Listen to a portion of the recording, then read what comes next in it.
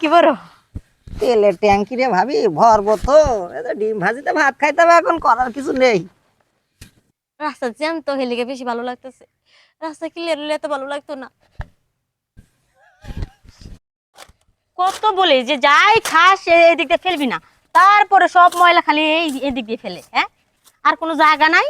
আর আমি এত বলি যে জিনিসপত্র থাকবে না আমার সাথে, আগে কবা জিনিসপত্র থাকবে না, আগে কবা, তাহলে তো আমি বাজারতে সব আনতে পারি। ভাবি কি কি এই কি আপনার হইছে? কাছে আসলাম, একটু দরকার আসলাম। কি দরকার? দরকার হইলো গেলাম বাজারে।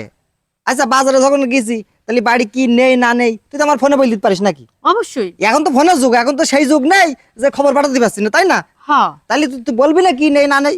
এখন এসে বললাম যে একটা ডিম ভেজে দে, ফটকের কাছে তেল নেই। তাহলে চিন্তা করা যায়? হ্যাঁ, মানে জোড়ন খাওয়ার ভয় দে, তাড়াতাড়ি করে বলছে তাহলে এক কাজ কর, ভাবিতে বাড়ি যাও, ভাবির কাছে একটু তেল নিয়ে আসেন। হ্যাঁ, এখন ওই আসলাম একটু সয়াবিন তেল নিয়ে আসেন। সোয়াবিন তেল না দেন, যাক ভালো হয়েছে। তেল তো অনেক আছে। আমি ভাবছিলাম যে আমারও তেল জমছে, আমার তেলটা আগে বের করে পরে না সোয়াবিন তেল দিয়ে দিই।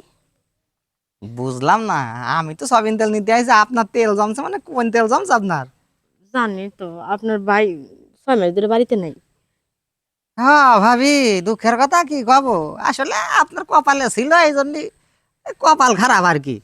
ওই এই কথাই তো কই, কিন্তু 6 মাসে যে জমে তেল বের করতে পারতেছি না, কারণ কোনো রকম মেশিন আর পাইতেছি না। তাই ভাবলাম আপনারও তেলের প্রয়োজন আর আমারও তেল বের করার প্রয়োজন। সেই ক্ষেত্রে যদি আপনি আমার তেলটা বের করে দিতেন, তাহলে আপনার সয়াবিন তেল একটু না একটা বোতলই দিয়ে দিতাম 1 লিটারের। কারণ আপনার ভাই যাওয়ার আগে 10-12টা বোতল দিয়ে গেছে। এখন কি করার, মনে করেন যে দরকার, যেহেতু তেল তো নিয়েই যেতে হবে, তো চলেন আপনি যদি, আপনার ইচ্ছা হলে আমার কি, আমার তো ভালোই হয়, নতুন জিনিস পাবো আর কি। এই এনেন না তো ঘরে। ঘরে যাবেন?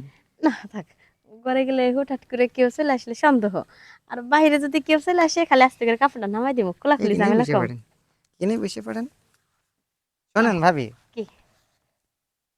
তেল আমি বের করে দিচ্ছি, তাতে সমস্যা নেই। সমস্যা হইলে আমার বউ যেন কোনো রকমের জানতে না পারে। আহারে, এই বিষয় নিয়ে কি চিন্তা করা লাগে? আপনার বউ জানলে তো আমার জামাইও জানবো। তখন তো ওই যে আপনি সয়াবিন তেল নিতে পারবেন না, আর আমিও তেল বের করতে পারবো না। আপনার দোকান খোলেন দেখি, আপনার তেল বের করে দিয়ে চলে যায়। তেল কিনা ট্যাঙ্কি বড়। তেলের ট্যাঙ্কি রে ভাবি ভরবো তো ডিম ভাজিতে ভাত খাইতে হবে, এখন করার কিছু নেই। আরে ভাবি, কি ব্যাপার বেঁধে যাচ্ছে কে?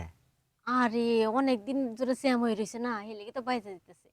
শুনেন, জোরে করে ধাক্কা দেন, তাহলে তেলের মুখটা খুলবো আর সেট করে তেলটা বেরিয়ে যাবে। ও, গেছে না? আহ, আরে ভাবি, তেল বাইরে গেছে। তাই তো দেখছি, একেবারে তেলে তেলে হয়ে গেছে দেখছি। এনেন, তাহলে কামটা সেরে ফেলছি, আর আপনার তেলটা দিয়ে দিই। আরে দাঁড়ান, আর একটু দাঁড়ান, ভালো ঠেকছে। শালা আমার বড় দেখছে এরম ঠেকে না, আপনার তো সেই ভালো লাগছে। রাস্তা জ্যাম তো হেলিকে বেশি ভালো লাগতেছে। রাস্তা ক্লিয়ার হলে এত ভালো লাগতো না।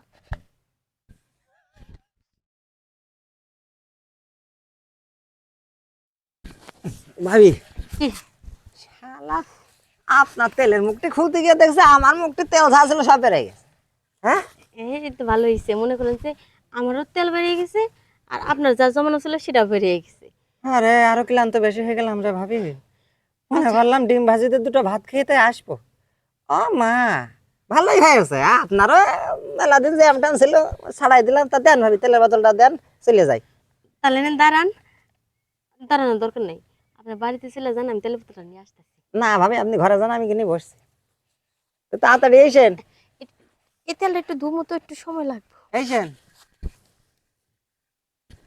শালা মুখটি ঠিকই খুলিস রে ভাবি, কিন্তু মুখটি তো একটু বুলিয়ে দেখলাম না।